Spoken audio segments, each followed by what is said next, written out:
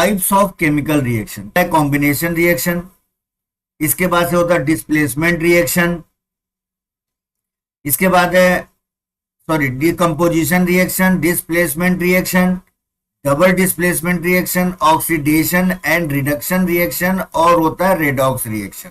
तो अब इन 6 टाइप की रिएक्शंस के बारे में हम पढ़ेंगे वन बाय वन करके, इसको देखते हैं। सबसे पहले आता है कॉम्बिनेशन रिएक्शन। कॉम्बिनेशन रिएक्शन जैसा नाम से ही आपको लग रहा है कि कंबाइन होना। तो कॉम्बिनेशन रिएक्शन की जो खासियत है वो ये है कि दोज रिएक्शंस इन विच 2 और more substances combines to form a single substance, यानी 2 या 2 से अधिक मिलकर एक सिंगल बनाए। जैसे हमने कहा A प्लस B ये मिल करके C बनाता है, तो ये कंबाइंड हो गए, ये दोनों मिलके जुड़ गए और ये हो गया कंबाइंड हो गया, जिसको कर दिया ये रिएक्टेंट और ये प्रोडक्ट, ये कॉम्बिनेशन हो गया।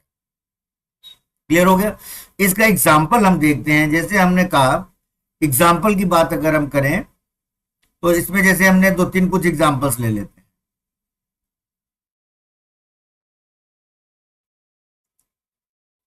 पहला एग्जाम्पल कॉम्बिनेशन रिएक्शन का हम ले लेते हैं। जैसे हमने लिया ट्वाइस Mg सॉलिड फॉर्म में होता है, प्लस हमने लिया ऑक्सीजन। तो अब ये देखिए ये है गैस, अब ये मिल करके क्या बना दिया, ट्वाइस MgO। तो कंबाइंड हो गए, 2 रिएक्टेंट थे, एक प्रोडक्ट मिला। और एग्जांपल अगर हम देख लेते हैं, जैसे हमने लिखा ट्वाइस H2 प्लस O2, तो ये हो गया ट्वाइस H2O। अब देखिए ये लिक्विड फॉर्म में हमको मिला, ये था गैस और ये था गैस। क्लियर हो गया। और एग्जांपल अगर आप देखना चाहें कॉम्बिनेशन रिएक्शन का, तो C प्लस O2, देखिए 2 मिलके एक देते हैं CO2, ये गैस। कार्बन आपका सॉलिड हो गया, ऑक्सीजन हो गया गैसियस फॉर्म में और CO2 मिल गया गैस में। ठीक है। और आप एग्जांपल देखना चाहते हैं तो और देख लीजिए। जैसे हमने लिख लिया H2 प्लस Cl2, ठीक है, ये दे देगा ट्वाइस HCl। तो यही कह रहा है कि दोज रिएक्शंस इन विच 2 और more substances combine to form a single substance. देखिए सब में सिंगल सब्सटेंस बन रहा।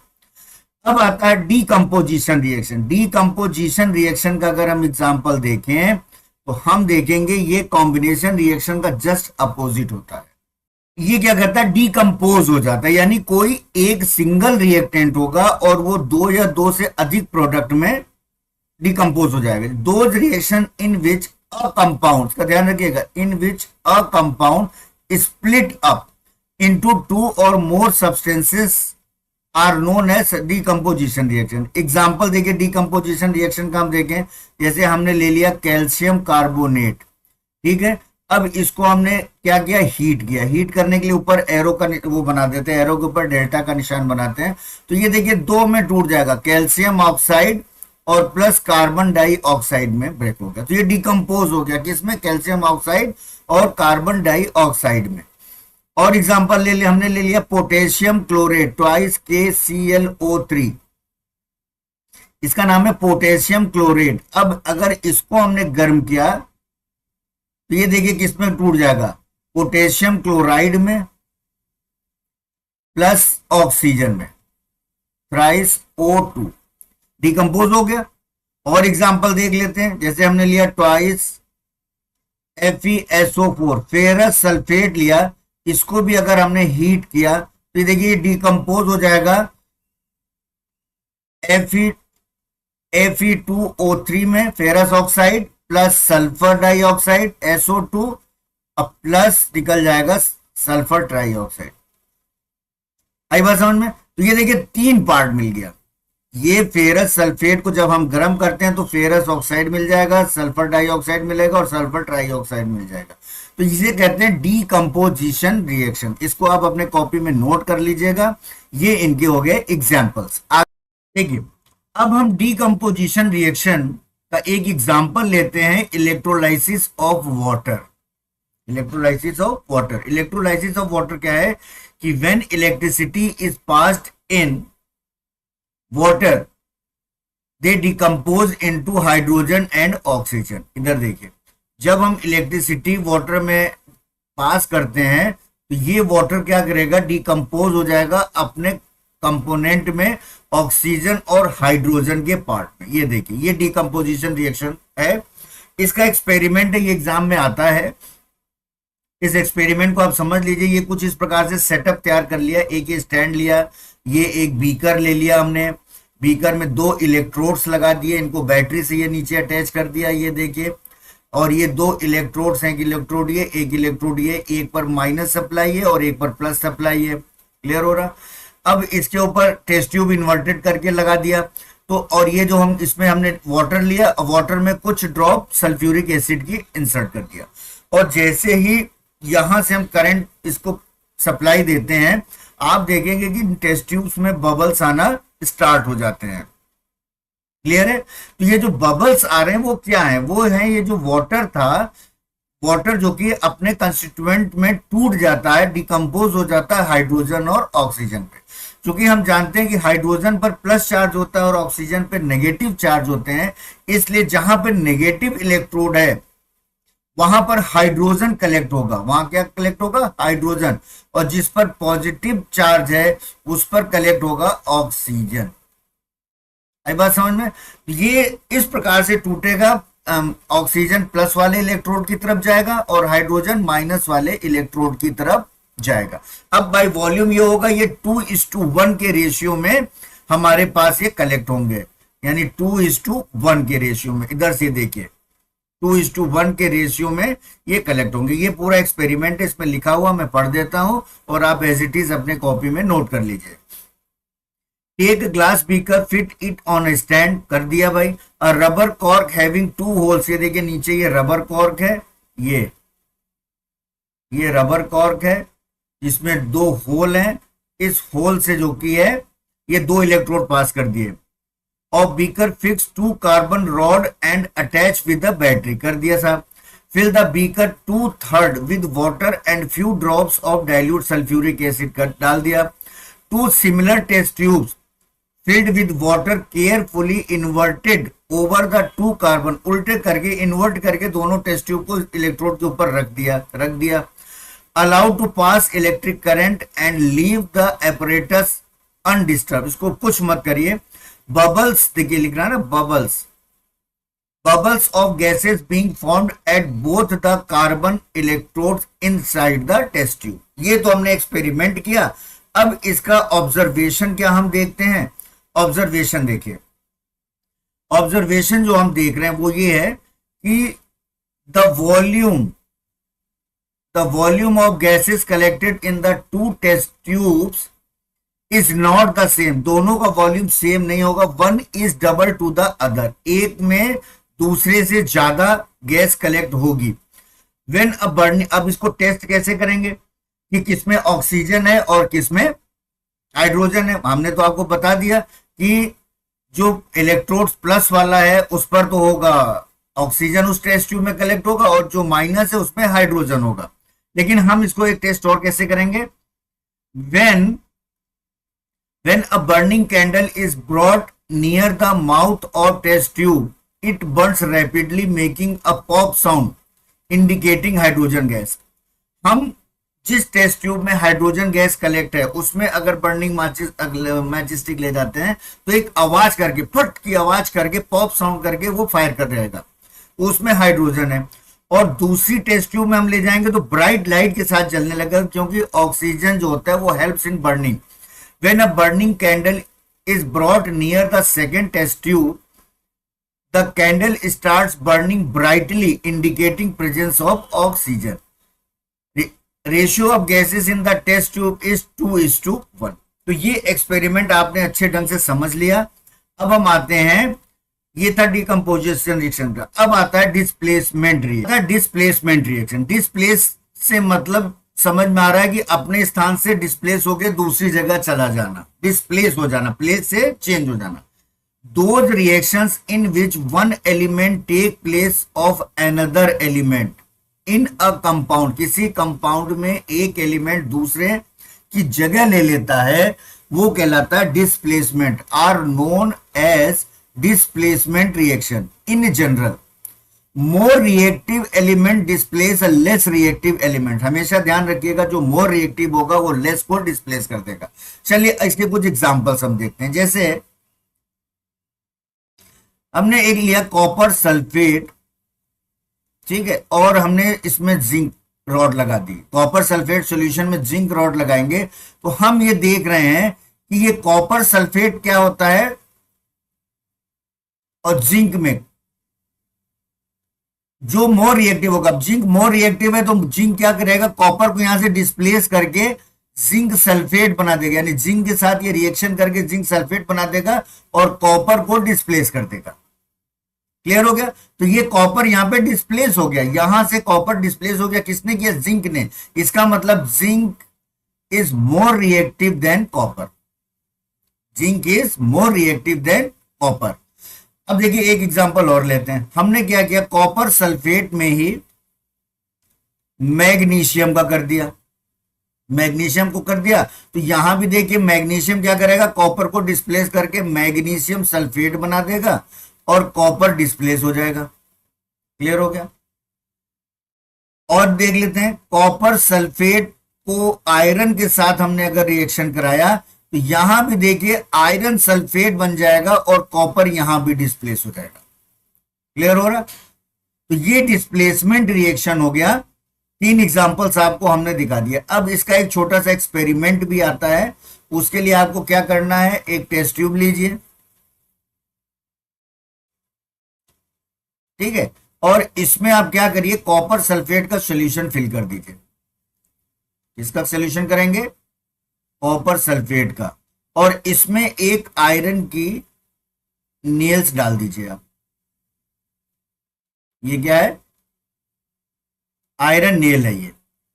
अब आप देखेंगे ये बाहर नहीं निकलना चाहिए, आयरन नेल डाल दिया। अब आप देखेंगे ये वाली जो रिएक्शन है ये स्टार्ट हो जाएगी। तो कॉपर सल्फेट और आयरन, आयरन क्या करेगा, इससे रिएक्शन करके कॉपर को डिस्प्लेस कर देगा, और जब आप बाहर निकालेंगे इस आयरन नेल को तो इसके ऊपर आप देखेंगे ब्राउन ब्राउन कोटिंग आ गई है।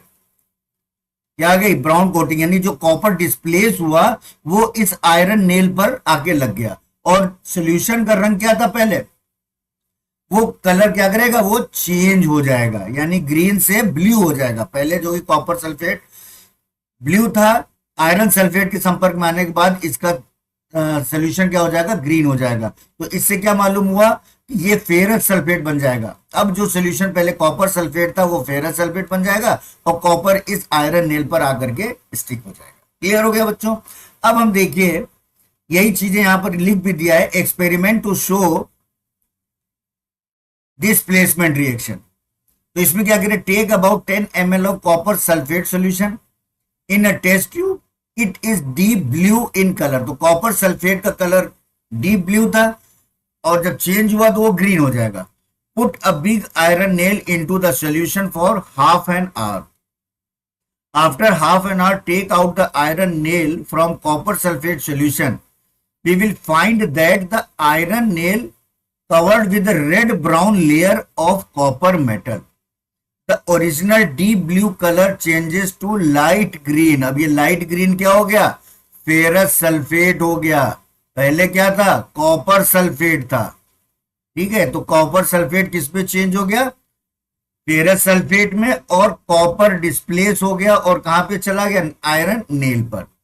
ठीक है, अब देखिए डिस्प्लेसमेंट रिएक्शन के कुछ एग्जांपल्स हम और देखते हैं, उसको और अच्छे ढंग से समझते हैं। जैसे एक एग्जांपल हम अलग से आपको बता रहे हैं, इसको ध्यान से देखिए, सब अपने नोटबुक में आप लिख लीजिएगा, ये सारे क्वेश्चंस आएंगे आपके। जैसे हमने लिया CuCl2 कॉपर क्लोराइड, ठीक है, और प्लस लेड। अब यहां पर क्या करेगा, यहां पर क्या है, lead is more reactive than copper, lead is more reactive than copper. तो ये क्या करेगा, लेड कॉपर को डिस्प्लेस कर देगा और ये बना देगा लेड क्लोराइड और प्लस कॉपर। कॉपर को इसने क्या कर दिया, डिस्प्लेस कर दिया। क्लियर हो गया? अब देखिए और देखते हैं एग्जांपल। हमने लिया silver nitrate AgNO3 twice silver nitrate अब प्लस कॉपर। अब यहां पर कॉपर और सिल्वर में आपको पता है copper is more reactive then silver, copper is more reactive then silver, इसलिए कॉपर यहां सिल्वर को डिस्प्लेस कर देगा, क्या कर देगा, डिस्प्लेस कर देगा, तो और बना देगा कॉपर नाइट्रेट, और सिल्वर को क्या करेगा, डिस्प्लेस कर। तो कॉपर ने सिल्वर को, जो ज्यादा पावरफुल होगा वो कम पावरफुल को उठा के बाहर कर देगा, ये आप समझ लीजिए, ठीक है। एक और एग्जांपल से हम समझते हैं इसको, और एग्जांपल से अगर समझे तो देखिए, जैसे आयरन प्लस ट्वाइस HCl, ठीक है। अब यहां पर क्या होगा, आयरन जो की है मोर रिएक्टिव देन हाइड्रोजन, आयरन जो की है मोर रिएक्टिव देन हाइड्रोजन है, तो ये बना देगा FeCl2, क्या बना दिया, FeCl2, और यहां से हाइड्रोजन डिस्प्लेस हो जाएगा और प्लस H2, ठीक है। तो आयरन क्या है, मोर रिएक्टिव देन हाइड्रोजन, लोहा मतलब जो आयरन है वो ज्यादा रिएक्टिव है, तो अब क्या किया इसने, हाइड्रोजन को डिस्प्लेस कर दिया। क्लियर है बच्चों। चलिए अब हम आते हैं डबल डिस्प्लेसमेंट रिएक्शन को भी समझ लेते हैं। डबल डिस्प्लेसमेंट रिएक्शन क्या होता है, डबल डिस्प्लेसमेंट रिएक्शन में क्या होता है कि दोनों ही जो सॉल्ट सॉल्यूशन होते हैं वो दोनों एक दूसरे को डिस्प्लेस कर देते हैं। Those reaction in which two compounds, क्या होने चाहिए, two compounds react by an exchange of ions to form new compounds are called double displacement reaction. अब डबल डिस्प्लेसमेंट रिएक्शन को एग्जांपल से हम समझते हैं। सबसे पहले जैसे हमने ले लिया सिल्वर नाइट्रेट, क्या लिया, सिल्वर नाइट्रेट और सोडियम क्लोराइड, ठीक है। नाम मैं बोल रहा हूं, आप लिख लीजिएगा, ये है सिल्वर नाइट्रेट और ये है सोडियम क्लोराइड।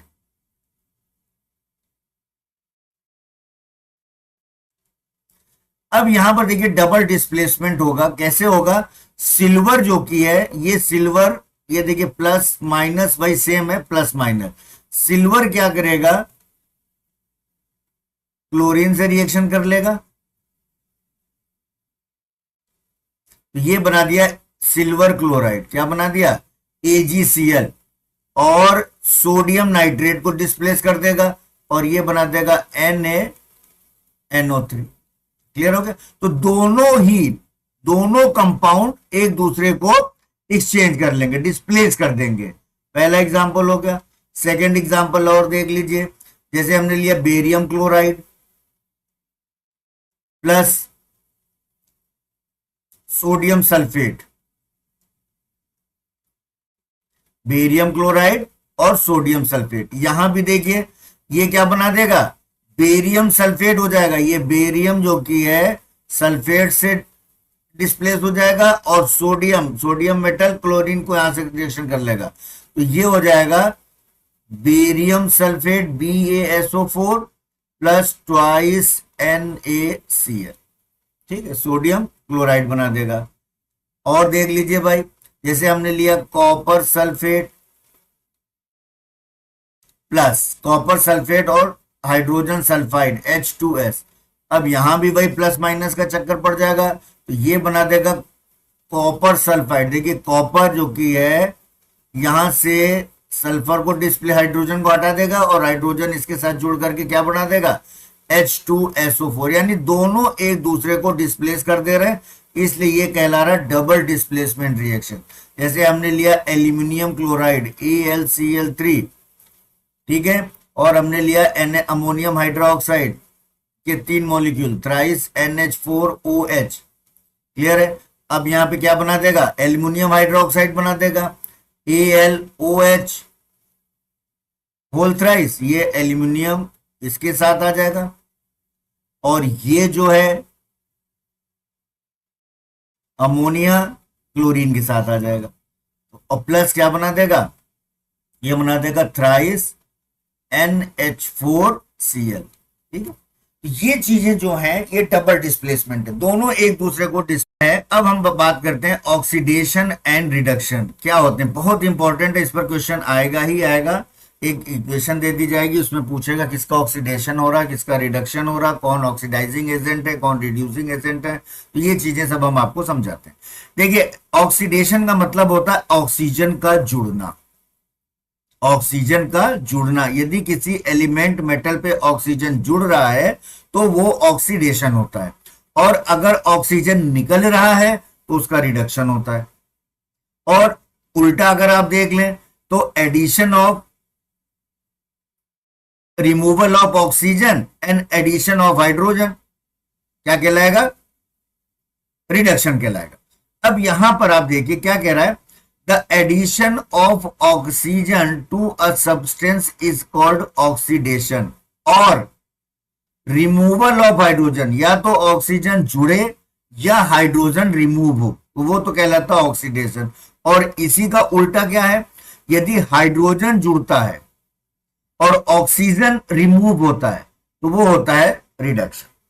ठीक है, तो ऑक्सीडेशन रिडक्शन की अगर हम बात करें तो इसको देखिए कुछ एग्जांपल से हम समझते हैं। एग्जांपल से देखिए हम समझते हैं इसको। देखिए यहां पे हम लिखते हैं एग्जाम, हमने एग्जांपल लिया है CuO प्लस H2। इसको जब हमने हीट किया, गर्म किया, तो ये बन गया Cu प्लस H2O। ठीक है, अब इस रिएक्शन में हमको ये बताना है कि किसका ऑक्सीडेशन हो रहा है और किसका रिडक्शन हो रहा है। तो अगर आप यहां पर देखेंगे CuO किसमें कन्वर्ट हो रहा है? कॉपर में, यानी यहां पे क्या हो रहा है? रिमूवल ऑफ ऑक्सीजन हो रहा है।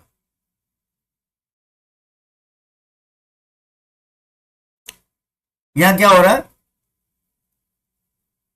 Removal of oxygen. और अगर ऑक्सीजन रिमूव करता है तो वो क्या कहलाता है? रिडक्शन। तो इसका मतलब ये हो गया कॉपर ऑक्साइड का कॉपर में रिडक्शन हो रहा है।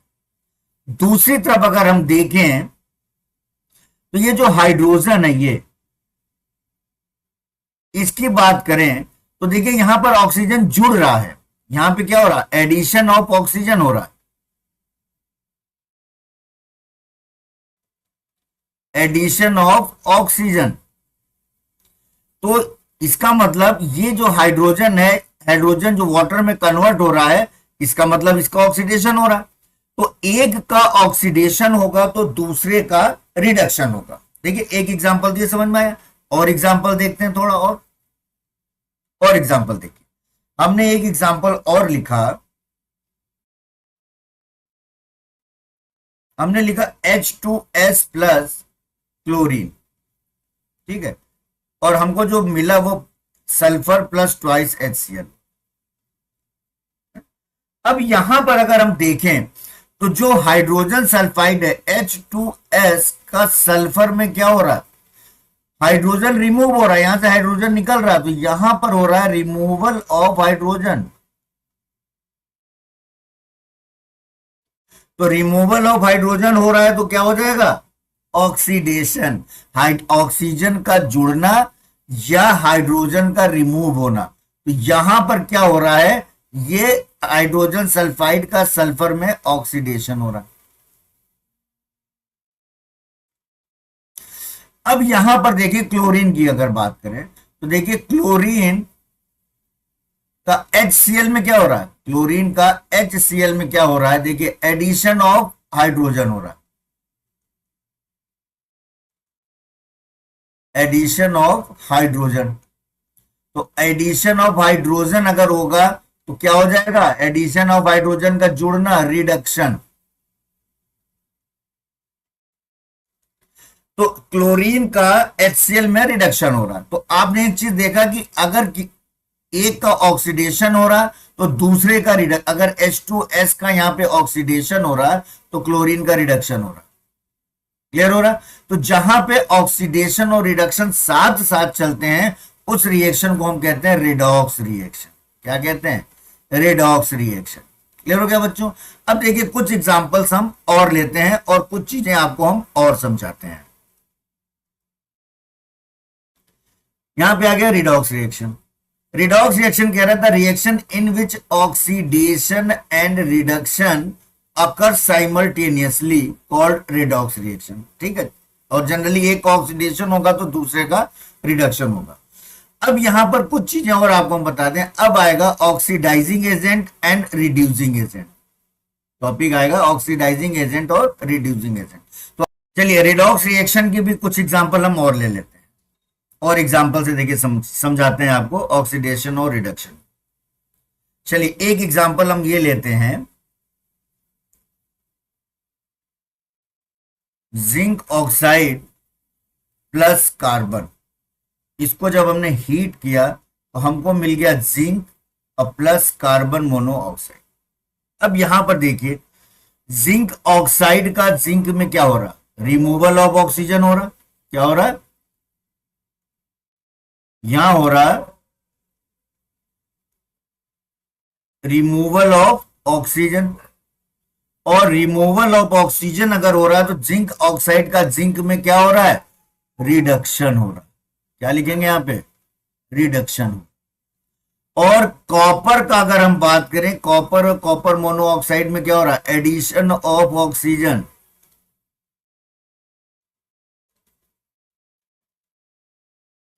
एडिशन ऑफ ऑक्सीजन अगर हो रहा तो ये क्या हो रहा, ऑक्सीडेशन। क्लियर हो गया, तो ऑक्सीडेशन रिडक्शन साथ हो रहा तो ये कहलाया रेडॉक्स रिएक्शन। अब इसमें कुछ चीजें हैं, उसको कैसे हम लिखेंगे, एग्जाम में हमको लिखना पड़ेगा। पहला क्या क्या लिखेंगे, चलिए कैसे लिखेंगे इसमें लिख करके मैं बताता हूं, बाकी में आप स्वयं लिखिएगा। सबसे पहले तो लिखेंगे सब्सटेंस ऑक्सीडाइज्ड, सब्सटेंस ऑक्सीडाइज्ड। इसके बाद से लिखेंगे सब्सटेंस रिड्यूस्ड। ये करने के बाद से नीचे इसका रिजल्ट आपको लिखना पड़ेगा, सब्सटेंस रिड्यूस्ड। फिर हो जाएगा ऑक्सीडाइजिंग एजेंट, इसमें कौन है, ऑक्सीडाइजिंग एजेंट, और रिड्यूसिंग एजेंट कौन है।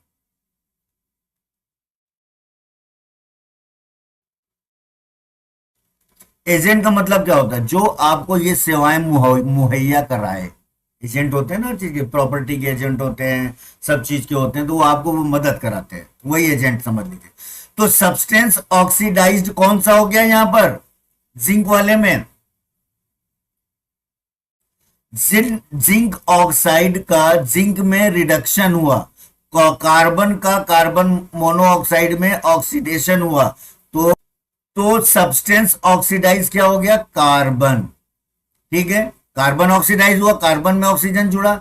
और सब्सटेंस रिड्यूस क्या हुआ, जिंक ऑक्साइड, क्योंकि जिंक से ही, जिंक ऑक्साइड से ऑक्सीजन का रिमूवल हुआ। अब ऑक्सीडाइजिंग एजेंट क्या हुआ, तो जिसका रिडक्शन होता है ना, जिसका रिडक्शन होता है वो ऑक्सीडाइजिंग एजेंट होता है।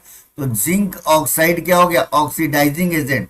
और रिड्यूसिंग एजेंट कौन हो गया, कार्बन, जिसका ऑक्सीडेशन होगा वो रिड्यूसिंग एजेंट होगा। क्लियर हो गया बच्चों।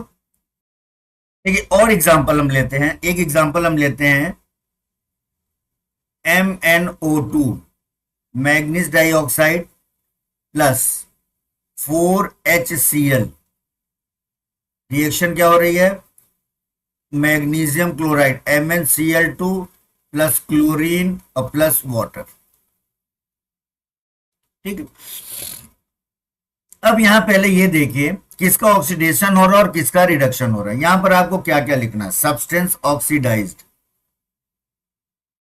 सब्सटेंस ऑक्सीडाइज्ड,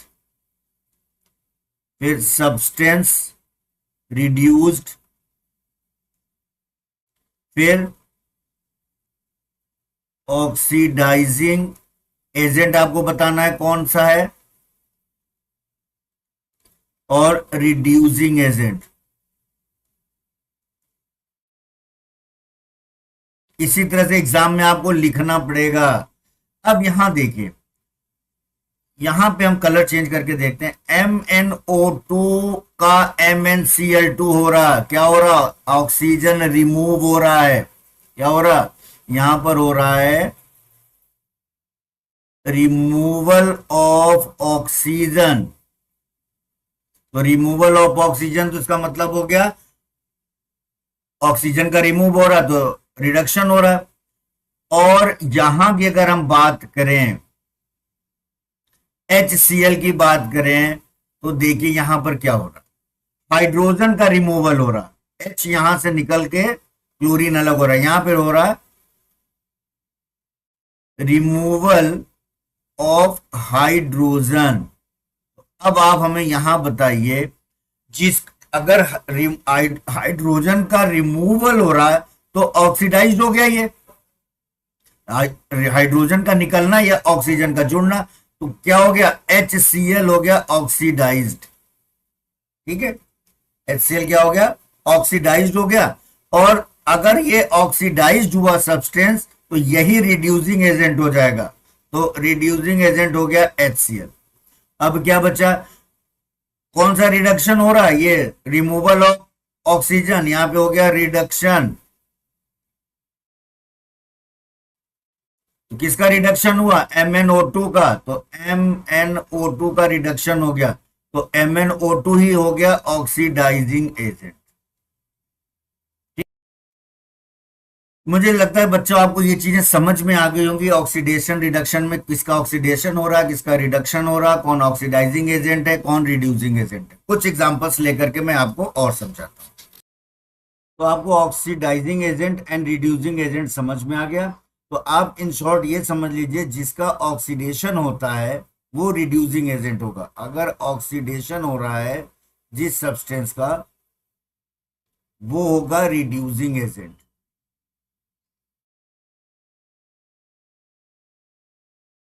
और जिसका रिडक्शन होगा ध्यान रखिएगा, वो होगा oxidising agent.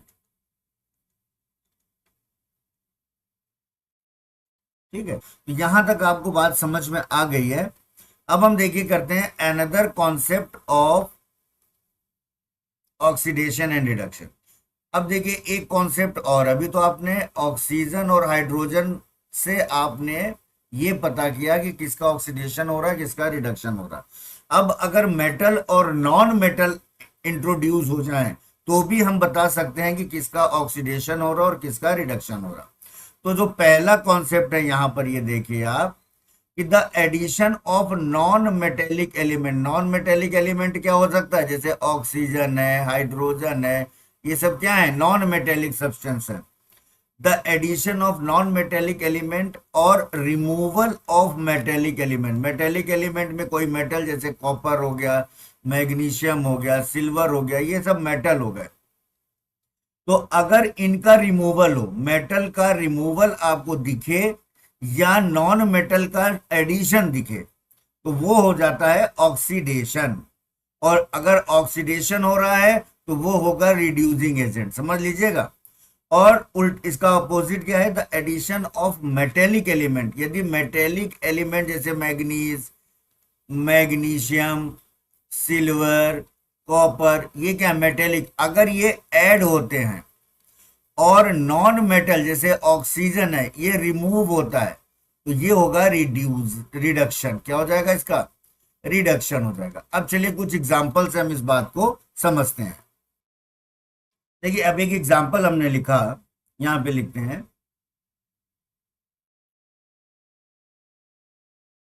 2Cu plus O2।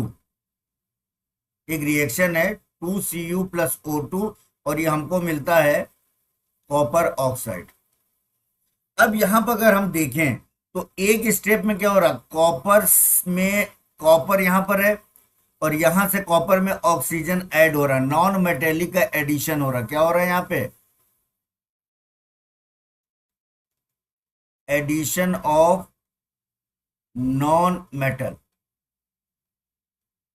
Non metallic substance addition हो रहा है। देखो Cu में ऑक्सीजन ऐड हो रहा है, तो एडिशन ऑफ क्या कह रहा है, another concept of oxidation, the addition of non metallic. Oxygen क्या है, नॉन मेटेलिक है, तो ये इसका क्या हो गया, ऑक्सीडेशन हो गया। यानी CuO में ऑक्सीडेशन हो गया। तो अगर इसका ऑक्सीडेशन हो गया तो यहां पे हम लिख सकते हैं सब्सटेंस ऑक्सीडाइज्ड क्या हो जाएगा, सब्सटेंस ऑक्सीडाइज्ड। कौन सा ऑक्सीडाइज हुआ, कॉपर। क्लियर हो गया। अब यहां पे हम निकालते हैं सब्सटेंस रिड्यूस। अब यहां पे देखिए ऑक्सीजन, ऑक्सीजन में नॉन मेटल जुड़ रहा है, यह देखिए नेक्स्ट क्या हो रहा है, the addition of addition of metallic element. अब कॉपर मेटल है तो यहां पर क्या हो रहा है, एडिशन ऑफ मेटेलिक एलिमेंट।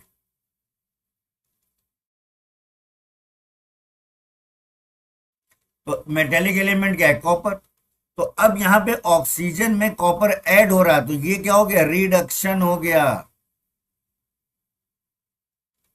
तो सब्सटेंस रिड्यूस ऑक्सीजन। क्लियर है। अब आ गया ऑक्सीडाइजिंग एजेंट कौन होगा, ऑक्सीडाइजिंग एजेंट कौन होगा, आपको क्या बताया, जिसका ऑक्सीडेशन हो रहा है वो रिड्यूसिंग एजेंट होगा, जिसका रिडक्शन हो रहा है वो ऑक्सीडाइजिंग। तो ऑक्सीडाइजिंग एजेंट हो गया O2 और रिड्यूसिंग एजेंट कौन हो जाएगा,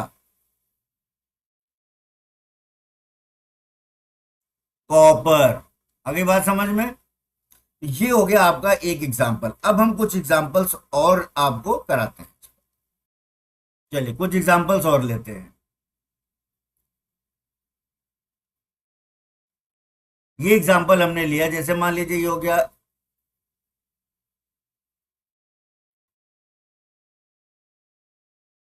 SO2 plus twice H2S, SO2 plus twice H2S, और ये हमें मिल रहा है twice H2O plus thrice S। अब यहां पर अगर हम देखें तो SO2 का इधर सल्फर में आ जाओ, क्या हो रहा है, रिमूवल ऑफ ऑक्सीजन हो रहा है। यहां क्या हो रहा है, रिमूवल ऑफ ऑक्सीजन। तो रिमूवल ऑफ ऑक्सीजन हो रहा है तो ये क्या हो गया, रिडक्शन हो गया, ये हो गया रिडक्शन। यानी सल्फर डाइऑक्साइड का सल्फर में रिडक्शन हो गया। तो सब्सटेंस रिड्यूस कौन सा हो गया, SO2। यहां पे अगर हम लिखें, अब यहां पर देखें दूसरा H2S का इसी सल्फर में, H2O से तो कोई मतलब है नहीं, H2S का सल्फर में देखिए रिमूवल ऑफ हाइड्रोजन हो रहा है। क्या हो रहा है, ये रिमूवल ऑफ हाइड्रोजन। तो रिमूवल ऑफ हाइड्रोजन होने का मतलब क्या हो गया, ऑक्सीडेशन। तो सब्सटेंस ऑक्सीडाइज क्या हो गया, H2S, ऐसे लिखना है। अब ऑक्सीडाइजिंग एजेंट क्या हो गया, ऑक्सीडाइजिंग एजेंट हो गया SO2, क्योंकि जिसका रिडक्शन होगा वो ऑक्सीडाइजिंग होगा, और जिसका रिडक्शन होगा वो क्या हो जाएगा, ऑक्सीडेशन होगा, वो रिड्यूसिंग एजेंट हो जाएगा। समझ में आ गया ये। इस तरह से आपको एग्जाम में लिखना है। चलिए एक एग्जाम्पल और देख लेते हैं, एक एग्जाम्पल और देख लेते हैं। तो आपका ये ऑक्सीडेशन रिडक्शन यहाँ पे मैं विद एग्जाम्पल काफी कुछ आपको समझा चुका हूँ। इसके बाद में एनसीईआरटी के जो क्वेश्चंस है वो आपको सॉल्व करवाऊंगा। चलिए अब एक एग्जाम्पल है H2S प्लस I2। ये सब एग्जाम में आते हैं बच्चों, इसको प्रैक्टिस जरूर कर लेना, बहुत अच्छे से समझा रहा हूं, प्लस S। अब देखो यहां पर अगर हम देखें तो सल्फर H2S का सल्फर में क्या हो रहा है, रिमूवल ऑफ हाइड्रोजन। यहां क्या हो रहा, रिमूवल ऑफ हाइड्रोजन। तो रिमूवल ऑफ हाइड्रोजन हो रहा है तो यहां पर हो गया ऑक्सीडेशन। तो सब्सटेंस ऑक्सीडाइज क्या हो गया, H2S। अब यहां पर आ जाओ, I में आ जाओ, तो I2 का HI में, तो एडिशन ऑफ हाइड्रोजन हो रहा, क्या हो रहा है यहां पे, एडिशन ऑफ हाइड्रोजन। तो एडिशन ऑफ हाइड्रोजन अगर होगा तो क्या होगा, रिडक्शन। तो सब्सटेंस रिड्यूस क्या हो गया, आयोडीन। जो होगा लेफ्ट साइड वाले लिखते हैं, हमेशा ध्यान रखिएगा। अब ये H2S ऑक्सीडाइज हो गया तो ये हो गया रिड्यूसिंग एजेंट। और I2 क्या हो गया, ऑक्सीडाइजिंग एजेंट। तो बच्चों में समझ में आ गया आपको, बहुत अच्छे ढंग से मैंने आपको समझाने की कोशिश की है, उम्मीद करता हूं कि आपको समझ में आएगा और इसको 2-3 बार देख लीजिएगा। अब देखिए इस चैप्टर का ये लास्ट टॉपिक चल रहा है, ये लास्ट टॉपिक है, ये है effect of oxidation reduction reaction in everyday life. Everyday life में ऑक्सीडेशन रिडक्शन का क्या इफेक्ट होता है। सबसे पहला तो होता है कोरोजन ऑफ मेटल। आपके पास जो मेटल धातु होते हैं वो जंग लग जाते हैं, खराब हो जाते हैं। क्यों? एयर वाटर से ये रिएक्शन कर लेते हैं और ऑक्सीडाइज हो जाते हैं। ऑक्सीडाइज होने से इनमें जंग लग जाता है, कोरोड हो जाते हैं, बहुत जल्दी खराब होते हैं।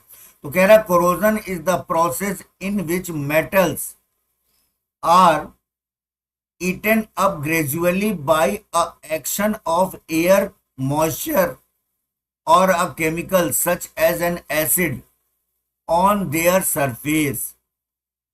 Corrosion is caused mainly by the oxidation. किसकी वजह से होता है? Oxidation of metals by the oxygen of air. यानी जो एयर में जो ऑक्सीजन होती है उससे मेटल रिएक्ट करके उसका ऑक्सीडेशन हो जाता है और इससे वो करोड हो जाता है। क्लियर हो गया? रस्टिंग ऑफ आयरन, देखिए rusting of iron metal is the most common form of corrosion. अब इफेक्ट ऑफ कोरोजन, कोरोजन का इफेक्ट क्या होता है? वीक, वीक हो जाएंगे, कमजोर हो जाएंगे, पुल ब्रिजेस रेलिंग क्या हो जाएंगे? टूट जाएंगी। तो corrosion weakens the iron and steel objects and structure such as railings, car bodies, bridges, ships and cut short their life. Clear हो गया? अब हम आते हैं आगे चलते।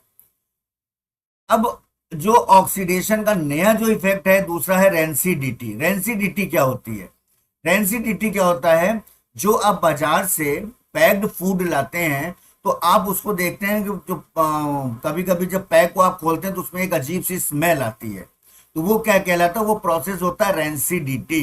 यानी कि उसके अंदर जो ऑयल और फैट्स होते हैं, चिप्स जैसे आप लाए, चिप्स का पैकेट बहुत आप लोग खरीदते हैं, कुरकुरे खरीदते हैं, तो उसको कई दिनों तक अगर आप छोड़ दीजिए तो उसके जो ऑयल और फैट्स हैं वो एयर से रिएक्शन करके ऑक्सीडाइज हो जाते हैं और उसमें जो स्मेल आती है वो कहलाता है रेंसिडिटी। समझ में है? तो the condition produced by aerial oxidation, हवा से, of fats and oil, fat और ऑयल में जो एरियल ऑक्सीडेशन हो जाता है in foods made by unpleasant smell, अजीब सी स्मेल आती है, and taste is called rancidity. Effect of rancidity क्या है?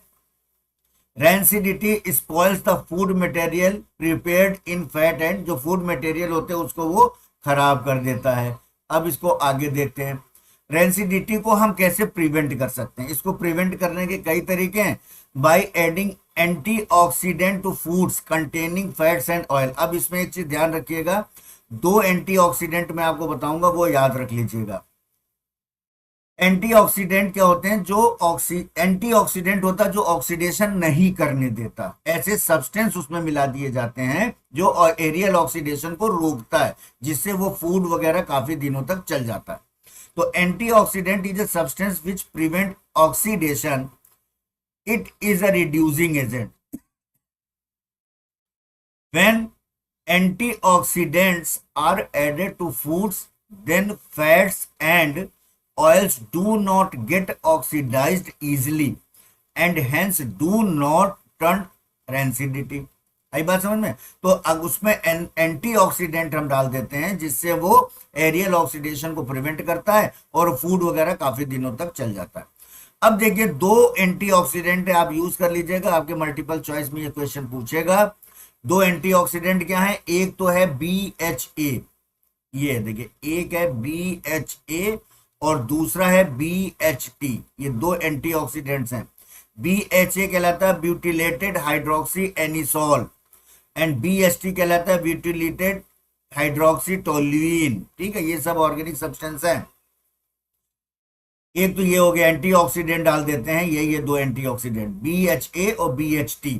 अब आता है नाइट्रोजन गैस की पैकिंग भी करते हैं। When packed food is surrounded by an unreactive gas like nitrogen. अब नाइट्रोजन गैस से जब हम इसकी पैकिंग करते हैं तो ये अनरिएक्टिव होता है, ऑक्सीजन से इसको रिएक्शन नहीं करने देता है और वो फूड वगैरह काफी दिन चलता है। ठीक है, there is no oxygen to cause its oxidation and make it rancid. The manufacturer of potato chips and other fill the plastic bags with nitrogen gas to prevent the chips. Clear हो गया बच्चों? तो ये बातें आपको समझ में आई। अब देखिए कुछ और है, कैसे और इसको हम प्रिवेंट कर सकते हैं। By keeping food in refrigerator, आप जानते हैं घर में आप रखते हैं, रेफ्रिजरेटर में रख करके आप ऑक्सीडेशन को प्रिवेंट कर सकते हैं। Bye storing air tight containers, air tight containers में इसको रख दीजिए, एयर उसके पास कम पहुंचेगा तो कम रेंसिड होगा। Bye storing food from light, light से भी इसको दूध, लाइट से भी ऑक्सीडेशन हो जाता है। The absence of light, the oxidation of fats and oils present in food is slower down and hence the development of rancidity is retarded। तो बच्चों देखिए यहां पर इसको मैं फिनिश करता हूं इस चैप्टर को।